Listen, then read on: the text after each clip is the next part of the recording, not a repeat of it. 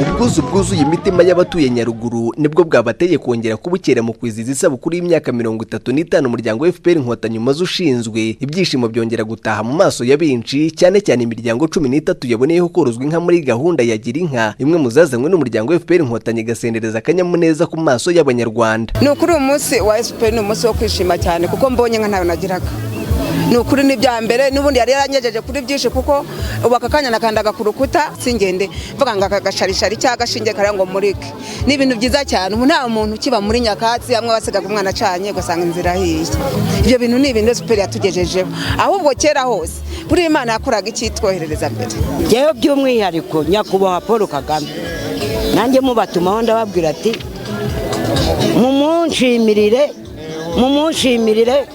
akuragije umubyeyi Bikira Mariya kubera ibyiza ubu bagirira. Ibi ni ibyishimo bisangiwe na benshi bashima byinshi u Rwanda rumaze kugeraho mu ntambwe y'iterambere mu myaka 29 FPR Inkotanyi imaze ku ruhembe rw'imiyoborere ishyize imbere impinduka nziza mu baturage. Irakabaho FPR, irakarama FPR, ndayishimira yagize neza, hari byinshi tutari kwishoboza ariko yatugiriye inama iradushoboza. By'umwihariko guha urubyiruko cyane cyane ijambo tukakora tukamurika kandi bakadufasha. Ngira ngo nitwe ba mbere mw'iki gihugu twabashije gukora umupira wa baro wo gukina.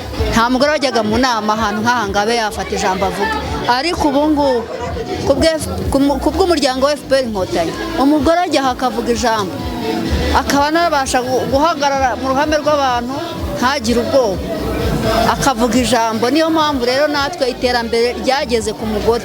FPR Inkotanyi yatugiriye neza, ivuga ngo ubutaka burasharira, batuzanira amafumbire, turahinga turorora tugashyiramo ifumbire.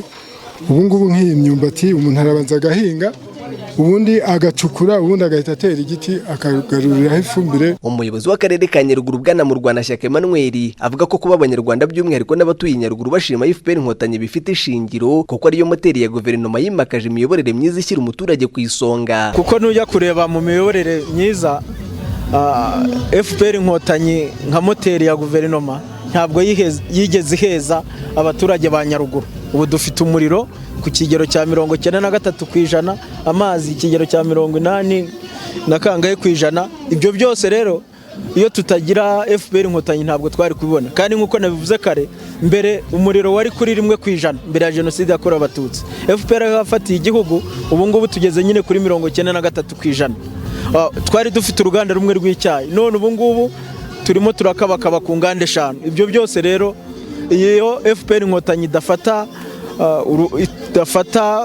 umukoro wo kugira ngo ibohore u Rwanda, byo ntabwo tuba twarabigezeho mu miyoborere myiza. Imyaka 35 irashize FPR Inkotanyi ivutse, bamwe mu bayishinze ubu ntibakiriho, abandi bageze mu zabukuru. Iki nicyo gituma bari mu buyobozi bw'uyu muryango bifuza ko imbaraga nyinshi zashyirwa mu rubyiruko kugira ngo rwitabire kunga murya bababanjirije, nk'uko bikubiye mu butumwa ubuyobozi bwa FPR Inkotanyi ku rwego rw'intara y'Amajyepfo bwageneye abanyamuryango bo mu karere ka Nyaruguru ubwo bizizaga imyaka 35 uyu muryango umaze uvutse. Hirwa Benjamin, TV1 mu karere ka Nyaruguru.